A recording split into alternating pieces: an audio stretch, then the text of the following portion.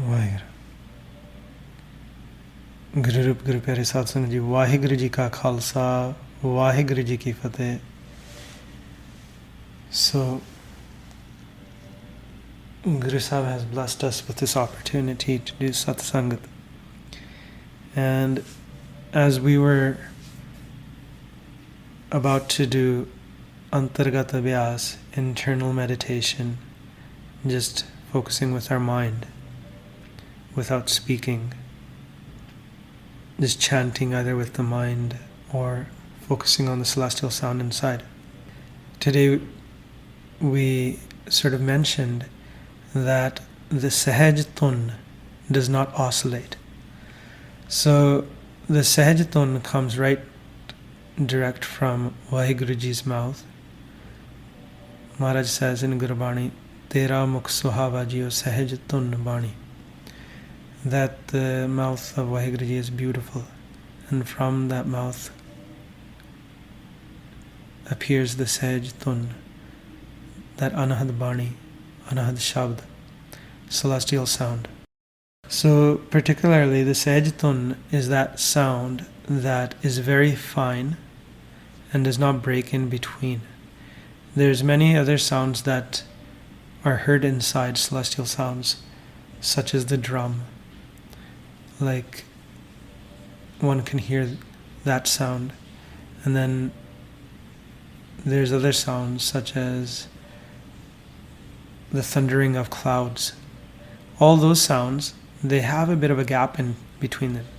The Sahaj Tun itself, though, it's constant, and then it doesn't oscillate. So there's other sounds inside that do actually oscillate as well.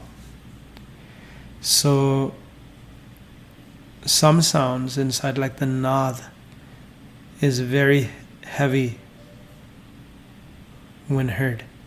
It's heavier than the Sahaj Tun, and that is usually constant as well.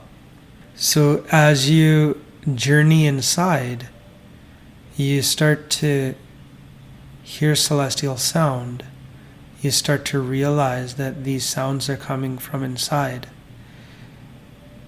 Where they're coming from inside is the most central part of our body, the Sukhmana Nadi, the channel of the Sukhmana, where the spirit, the soul, resides. Maharaj says in Gurbani, Sukhmana Kaikar Rag Sun, Sun Mandal Levalai, that within the channel of the Sukhmana, Rag, music, is heard. And when one hears that sound inside, they are to focus into the Sun Mandala, the astral plane, into the void. So as one does practical abhyas, abhyas means practice of meditation, this Nam Simran that we are trying to use to calm our minds down, to free our minds of Maya, and to get the mind to journey back to where it came from, which is Vaheguru, the Lord. As we practice this meditation, our mind discovers much about itself, which is a self-discovery, self-realization about who it actually is and where it originated from. And along that path, there's many different experiences that this mind gets. And it all comes through journeying inside, searching inside with the Guru Mantra. That's where this meditation starts from. When we read Gurbani, many people, I'll talk to many people about doing meditation, and then they'll say, oh, I read Gurbani. Reading Gurbani actually guides us to do meditation. When we read Gurbani, Gurbani talks about Nam. Gurbani talks about realizing the self. Gurbani talks about controlling the mind, bringing it under control. Gurbani talks about having the 5 passions, lust, anger, greed, worldly attachment, and ego, come under the control of the mind. Gurbani talks about surrendering oneself to the hukum, the command of the Lord. So when we read Gurbani, while someone might refer to that as a form of meditation, the actual form of meditation that Gurbani tells us about is to focus all our dhyan, focus our entire mind, take all that knowledge of spirituality that we get from Gurbani and aim it towards meeting the Lord through meditation and bringing our mind to one point. That's the difference between actually doing meditation on the Guru Mantra and reading about how to meet the Lord through Gurbani. When we read Gurbani, our mind can get a lot of power. It can get a lot of great qualities within it, a lot of divine knowledge within it. But then Guru Sahib always takes us back to that point of focusing on Naam. That's why Maharaj tells us, Nanak ke kar keval Naam, that in the house of Guru Nanak Dev Ji, there is only Naam. And Gurbani takes us back to Naam all the time. When we read Gurbani carefully, we find out that it's important to do meditation upon Naam, to focus upon the divine word.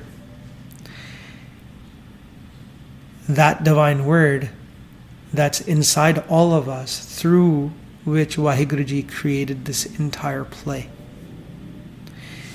And when we want to get to that Naam, then one starts to use the Guru Mantra in the ways prescribed by Gurbani, by the hymns of our Guru Sahibaan, of the Bhagats, where they teach us to focus on the Guru Mantra. And we've been given the Vaheguru Guru Mantra by the 5 beloved ones, the Panj Pyare. Guru Sahib has blessed us that Vaheguru Guru Mantra. And when we chant Vaheguru, Vaheguru, we are taking our entire focus and placing it upon the one. And many times when you talk to people about doing Simran, there are some people in the world, when you talk about doing Simran, doing meditation, that before they even start, they've given up. They'll be like, oh, this is something that many great saints do, and I can't be like them.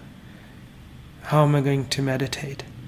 They see all their bad qualities, and then they think that it's something that they won't be able to achieve. If you're such a person, then you've basically given up before you've even started. Waheguruji is very forgiving. Waheguruji is very loving. Anyone that goes into the shelter of the Lord, into Waheguruji's Sharan, Waheguruji is so loving. They pick that person up, they pick that mind up and keep it close. That's why many people who've gone through pain, who've gone through difficulties in life, when they turn towards the Lord, they actually have many spiritual experiences that they've never had before in life. And then they realize that life is much more than it seems. If we always have that mentality before doing any task where we've already given up, that, oh, I'm not going to be able to do something, I'm not going to be able to achieve this, I'm not going to be able to study, you're basically giving up before you even try. And then it makes it even more difficult to achieve a task. That's why Maharaj has taught us to actually try, to give it our all. But the approach in Gurmat, the approach through Guru Sahib's teachings, isn't an egoistic approach. It's not an approach where we say, oh, I can. It's more of an approach where we eradicate our ego at the same time, where we trust in our Guru, where we trust in the Lord, where we put our faith in our Guru, and we put our faith in Waheguruji, that Waheguruji, Guru Sahib, has blessed us everything we need. They have blessed us with the ability to achieve anything. And our Guru Sahib is infinitely great, and they can make the impossible possible. When we have that mindset that we follow along Guru Sahib's path, that we believe in our Guru, then it makes any massive task seem very minuscule and thus easier to achieve. Easier to achieve the end result that we desire. Easier to achieve success in any task. When we're doing Simran, when we're meditating upon the Lord, our basic requirement is to surrender, to fall at the doorstep of the Lord. What makes it hard to surrender is our own ego, our home, hankar. And then if we just put that ego aside and give ourselves over to our Guru, then it makes it very easy to get that spiritual experience, to meet the Divine Lord.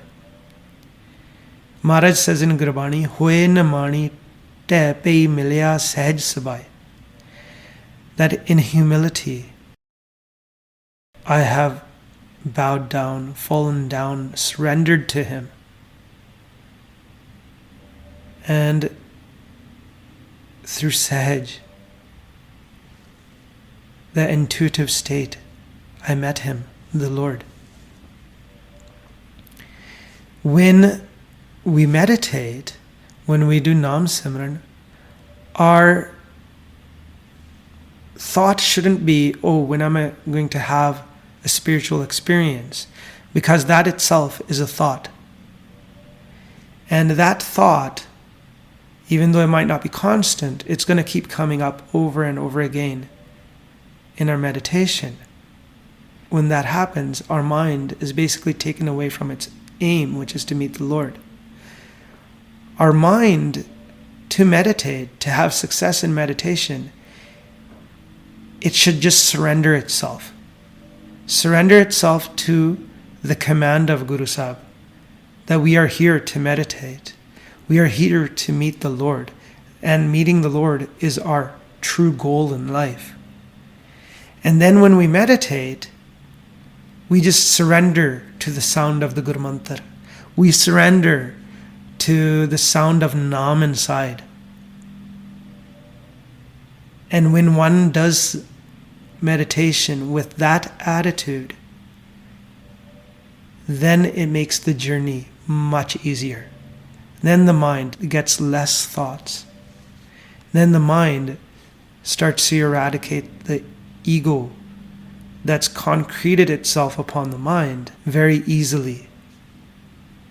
Very easily the mind gets rid of that ego.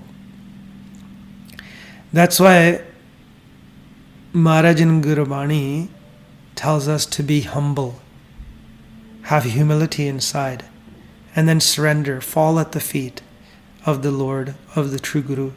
Hoye na mani te pama pure Satguru paas.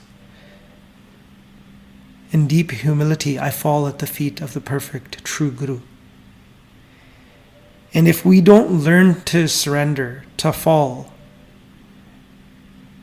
in mind before the Lord, then one day that time will come where it's too late to surrender.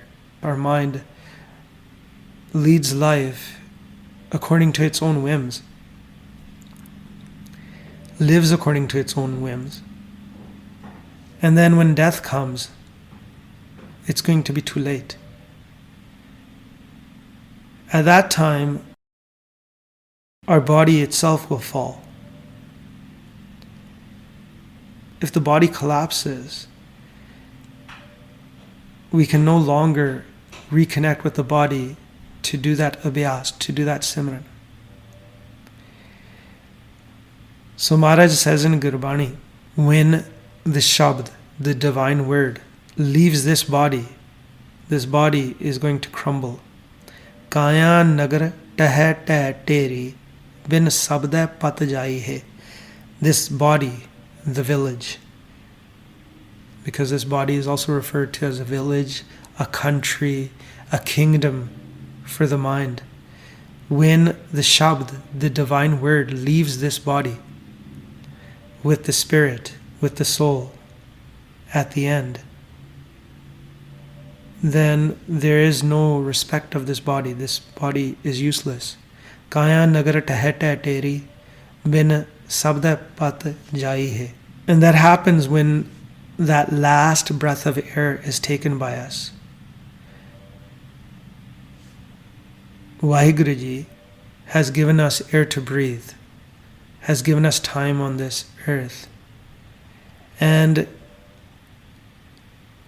as long as we have air to breathe, as long as we have time to live here, as long as we have that time, we have that air, we have that opportunity to meet the Lord. But once Vaheguru Ji takes our breath away, we breathed our last, then what's going to happen is that our mind has to depart from this body and will never connect again. Devoid of Maharaj's Kirpa, devoid of the grace of Vaheguru Ji, our mind goes through that process of death and then goes to another place. Maharaj tells us in Gurbani that everyone is puffed up with pride and they do not have their mind under control. Their mind does not stop. It's constantly in thought.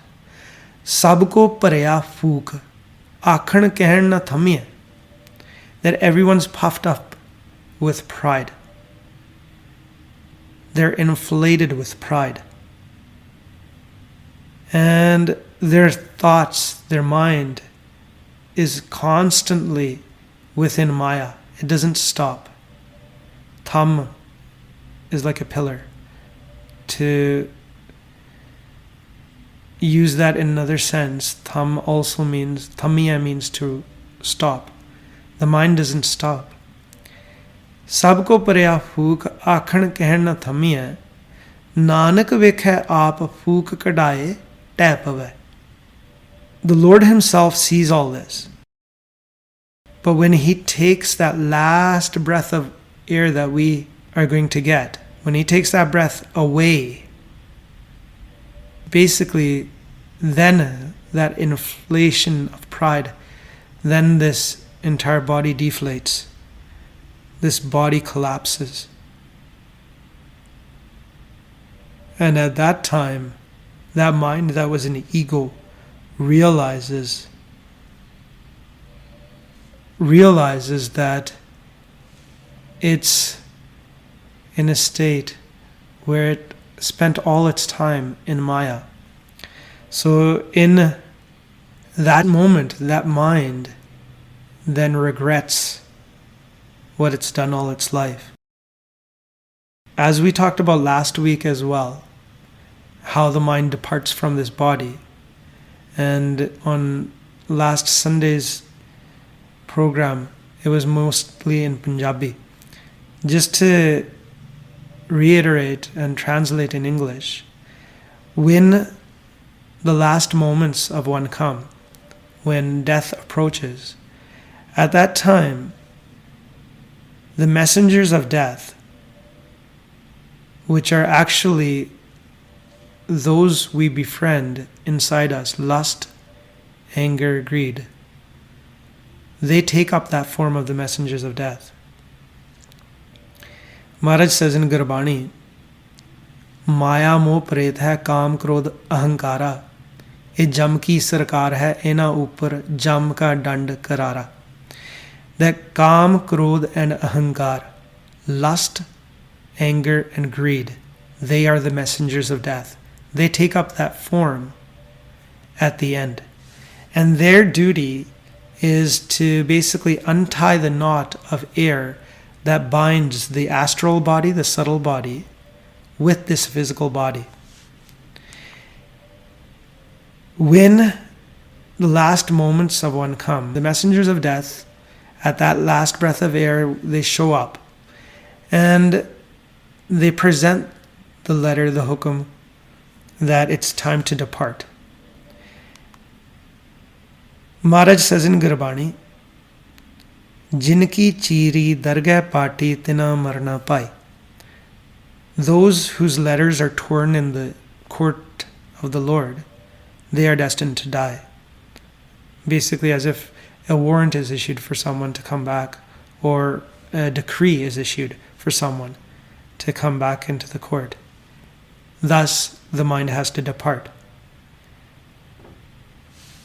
At that time, the messengers of death, they show that letter to the mind, that decree to the mind.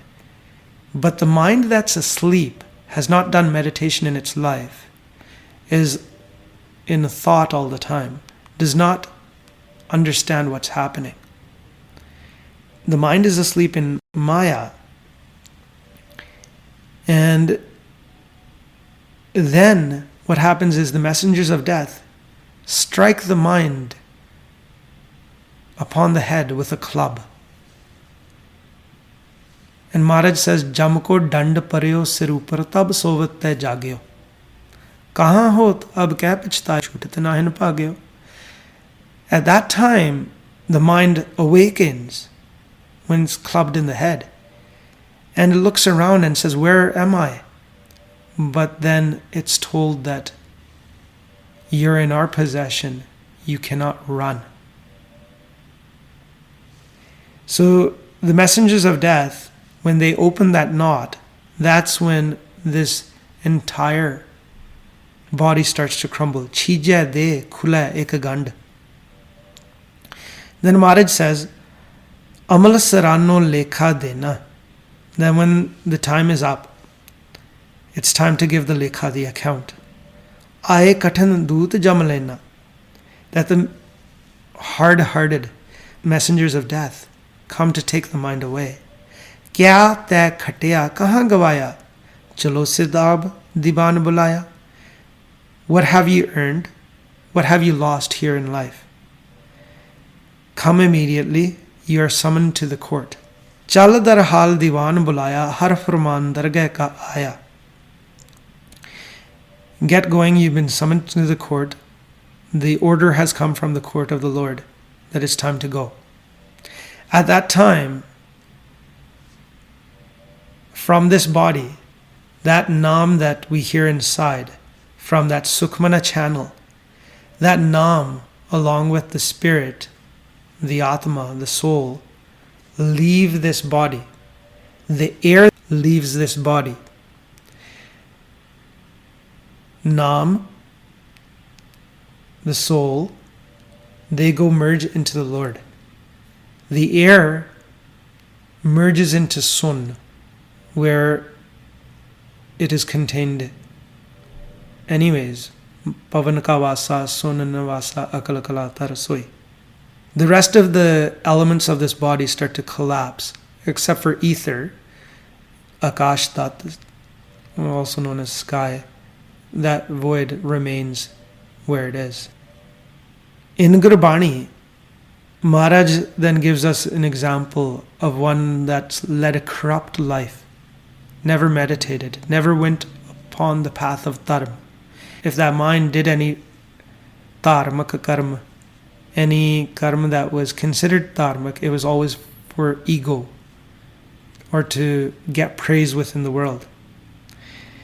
And here in this shabd, the Maharaj says, Chaldar hal diwan bulaya har furman darge ka aya. This mind of a manmukh, a corrupt mind, starts to pray before the messengers of death. What happens is that at that last moment, Waheguruji gives every mind an opportunity to return. That naam, as it leaves this body, Waheguruji roars inside in a very loud sound. And at that time, the 6 pillars along our spinal cord, where Ida, Pingala, and Sukhmana meet at the 6 different points, those pillars shake.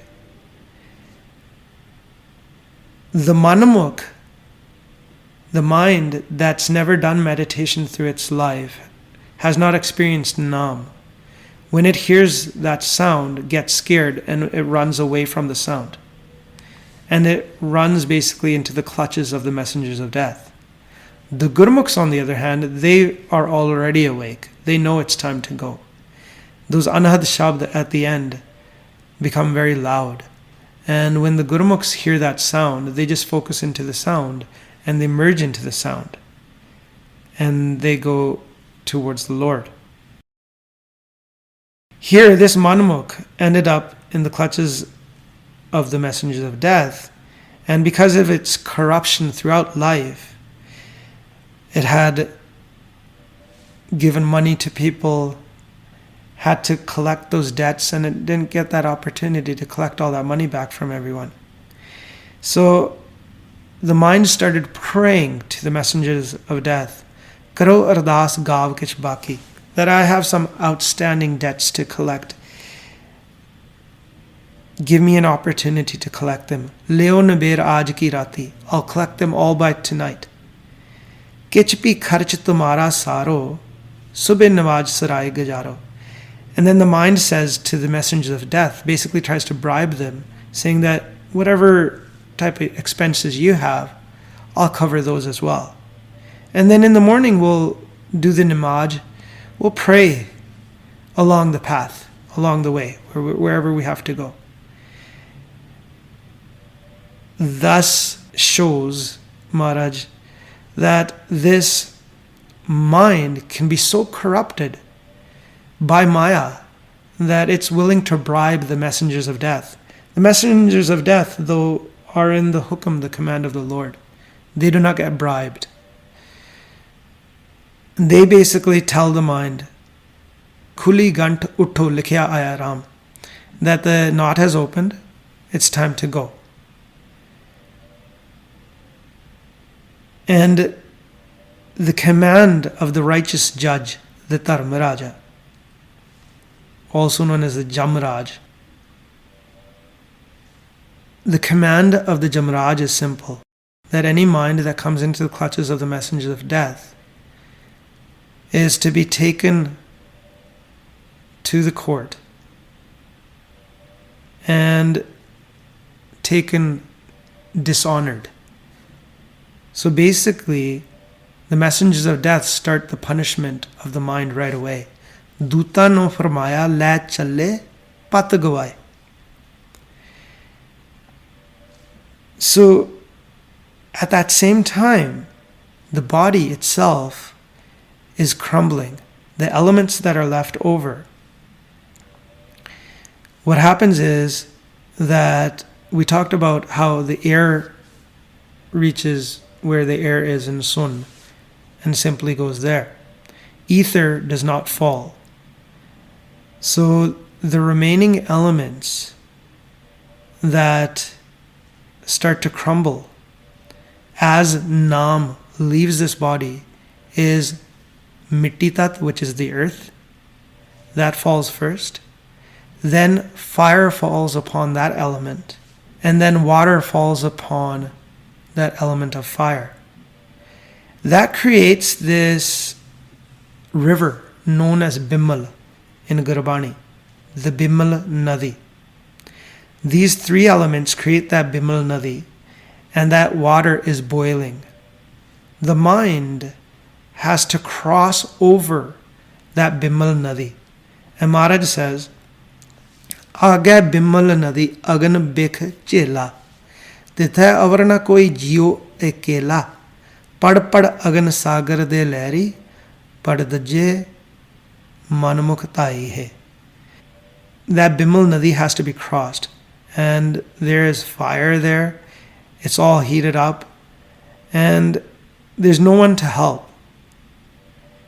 And seeing this, the Manmukh, the mind that's lived life according to its own whims, never came into Guru Sahib's Sharan, never meditated. It sees this and gets upset that how am I going to cross this? And at that time, the mind pleads in front of the messengers of death that give me one chance to talk to my loved ones who I did all this work for, all throughout my life. Maybe they'll help me out. And they give the mind that opportunity to look to this side through these eyes. Even though the eyes don't move, the thing is that there is still a connection left with the mind and the eyes. That's the last connection with the body. And looking through these eyes, looking to this side, this physical realm, it sees that its family is just crying. It cries out, the mind does, for help. But no family member there realizes what's going on with the mind that's departed. They do not hear or understand that voice of the mind at that time.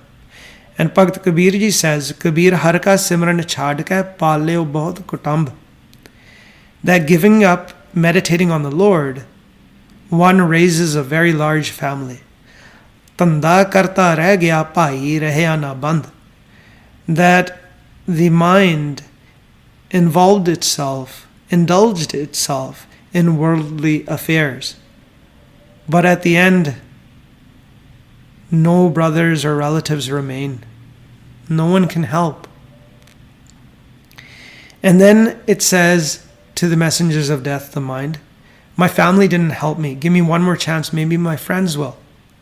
Maybe all those people I spent all that time at all those different parties, we had good times together. Maybe they'll help me out. And they give him another chance. Go for it. He looks to this side. He sees his friends sitting there. But the same thing, none of them can help. Some are crying, some are not. And the mind looks to this side, calls out for help, but no one understands or hears the mind. Kabir deen gawaya duni se. Bhagat Kabir ji says, Kabir deen gawaya duni se duni na chali saath. That the mortal loses their faith for the sake of the world. But in the end, the world doesn't go along with the mortal. When one has to depart, that world that we kept trying to please all our life, they don't even go with us. They don't even help us. Paaye ko hada marya gafal apne haath. That means basically that the idiot struck their own foot by their own hand with an axe. Paaye ko hada marya gafal apne haath. That the idiot strikes his own foot with the axe by his own hand. And that's the situation the mind is in when it leads through life without any meditation. And then it prays to the messengers of death. Messengers of death at that time, that connection is finally broken with the eyes. And they said, now there's no one to help you. You have to come with us. You have to cross this. And at that time, the mind then prays again, requests the messengers of death that, look, I've done good deeds in life. This must be worth something. I've done donating to others. I've done so many philanthropic actions. I've helped people out. must be worth something, some of these deeds that I've done. Can you, in exchange for that, take me on a different path? Don't make me cross this river. And then the messengers of death tell the mind that if you're going to talk about good deeds, go talk about good deeds in front of the righteous judge. Pun daan jo bijde, sab dharm rai ke jai. That anyone that seeds good deeds, donations, charity, that they all still have to go in front of the righteous judge. Gurmukhs are actually above that. They naturally do good deeds. And they don't expect things in return for doing good. Those that actually seed these deeds and they expect a return for it are basically acting in ego. And the messengers of death tell the mind that once the dam breaks, trying to fill up the cracks with mud is not going to do anything because the dam has broken entirely. Nothing's going to stop the flow of water. And that's what your good deeds are worth. It's mud to us. And Maharaj mentions this in Gurbani. Andi kami and man, man andai tan and. The acting blindly, the mind becomes blind. The mind does actions that are blind. Does not realize what life is for. The blind mind makes the body blind in that it uses the body to do all these different actions in life which do not benefit it later on because it acts all in ego. Chikad laya kya thiya ja tutta pathar band. When the dam has broken, the dam that had all these stones and concrete in it has broken away, how are you going to fix it with mud and plaster? That's what those deeds are worth. Band tutta bedi nahi na tulaha na hath. When the dam has burst, there's no boat, there's no raft that's going to help you. And there's no one's hand that's going to pull you across. Nanak sache naam mein kete dubbe saath.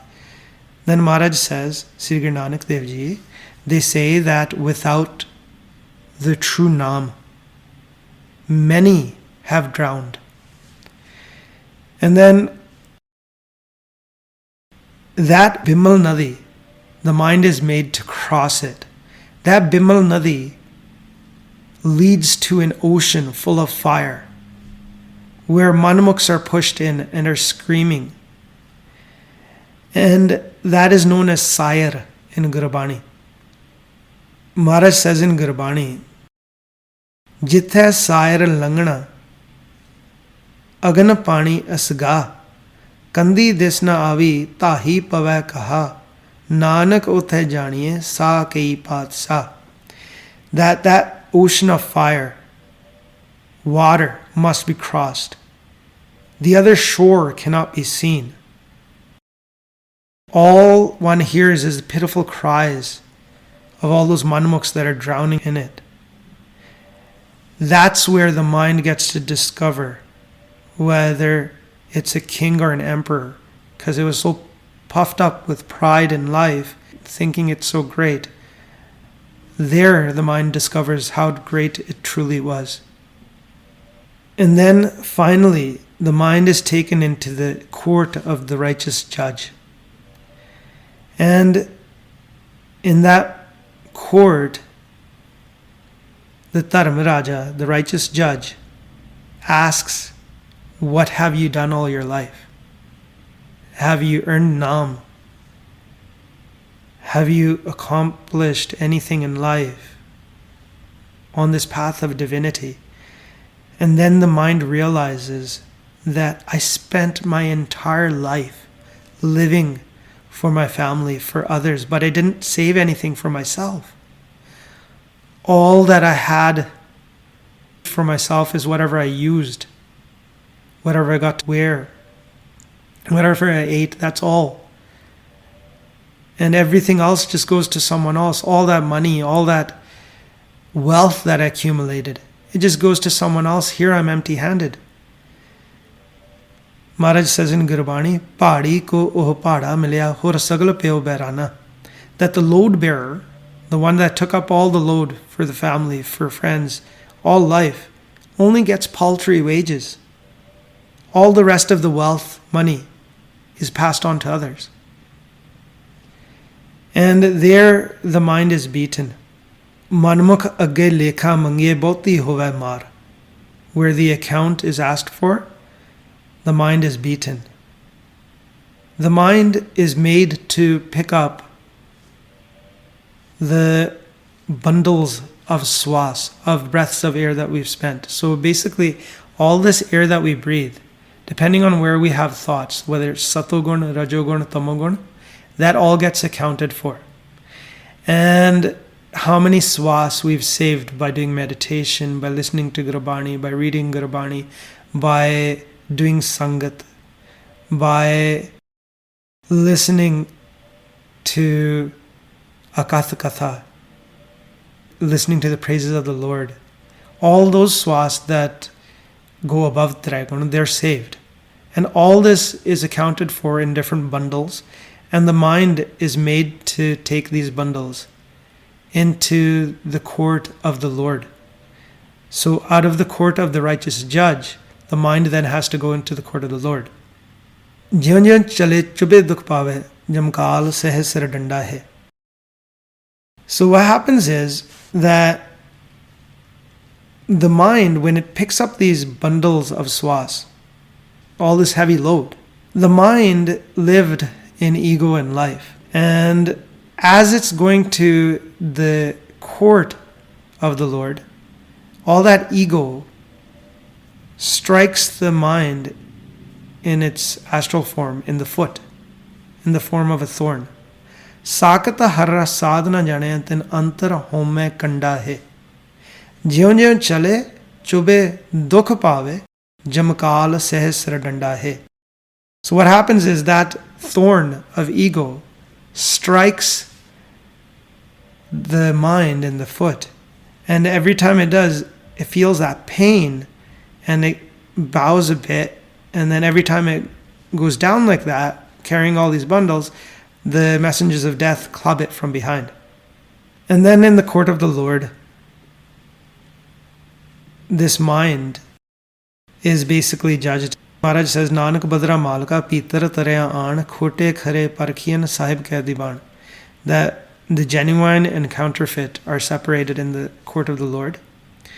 So the Dharmaraja is made to sit there, and they go through all the swas as to where all the swas were spent. In the case of this extreme Manmukh, Maharaj tells us in Gurbani that when they opened up the bundles of swas, they discovered that this mind lived its entire life through the Trigun in pain.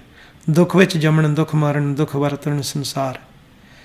That it was born in pain, it died in pain, it lived in pain. Dukh dukh agge aakhiye pad pad kare pukar. And they open up all these bundles, and all that comes out is pain. And that is what's read out.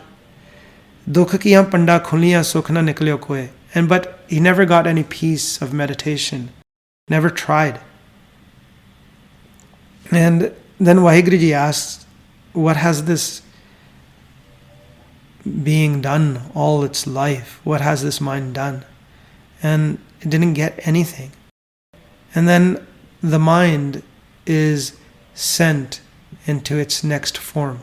So it really depends on what the mind has done as well. There are some minds that have done such vices, sin, that they get punished so severely that the Dharmaraja doesn't even look at them, and they get put into hell, and they stay there for a long time. Some, they've already gone through the hell of the Sayar and the Bimal Nadi, and they're put into actual other forms, depending on where their swas were deposited, spent. If one has spent most of their swas at Satogun, which is positive qualities, and humility, compassion, contentment, but they didn't meditate, because they're at that positive area, that Sattva is connected with the sky. Connection with the sky, what happens is that the mind is put into the form of a bird and it can roam around freely, flying wherever it wants. If the mind spent most of its time thinking about business, school, which is known as Rajogun, economics and whatnot, and it spent most of its time just thinking about how to provide for itself or its family, that's known as Rajogun. And if it didn't meditate and spent all its swas there, or majority of swas there, then that Rajogun is connected with the earth, Bhumlok, and what will happen is that the mind can be put into the form of a flower, of a tree, of some sort of a plant, or some sort of creature on earth. And if the mind has spent most of its swas in negativity, lust, anger, greed, worldly attachment, ego, slander, gossip, all the negative qualities known as tamoguna, then that mind is sent into forms that are below sea level, so into the ocean. If the mind deposited most of its swas by praising the Lord, by meditating, by listening to Gurbani, by reading Gurbani, by contemplating Gurbani, and made the majority of swas deposited into sun, then that mind can get another chance at a human form and continue its journey from there of spirituality. So sometimes what happens is at the end, the mind is focused on such an area like money or houses or something, and then in accordance with that, then they do account for the swas as to where all swas have been spent, but the mind is given a particular form, like Antakal je Lakshmi simre aisi chinta mein je mare sarp jon val val utre. That if one is thinking of money at the end of life, and that's all they're focused upon, that's what they're basically meditating upon at the end of life, then that mind is sent into the form of a serpent, a snake, and then it can guard as much treasure as it wants. And basically, that's the difference. If one is not really thinking of anything at the end, sometimes one goes into a coma.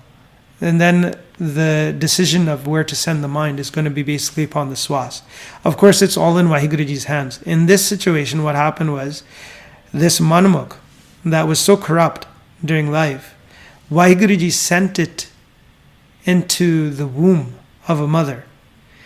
But because it was so corrupt, because it did deeds that deserved such a punishment, the sky didn't give it any jaga, any area to live in.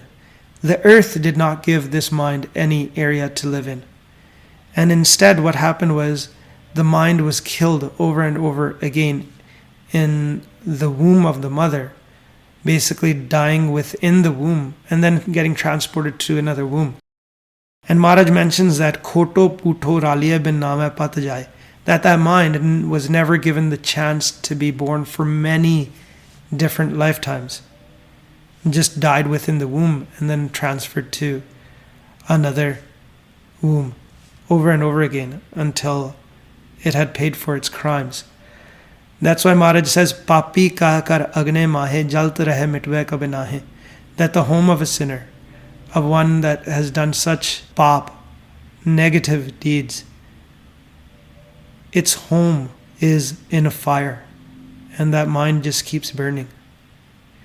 So next week we'll discuss how a Gurmukh lives honored in the court of the Lord. So aj inniyan hi bentiyan san. If in speaking I've made any mistakes, please do forgive me. Akhrak wada ka tapul chuk maaf karne. Vahiguru ji ka khalsa, Vahiguru ji ki fateh.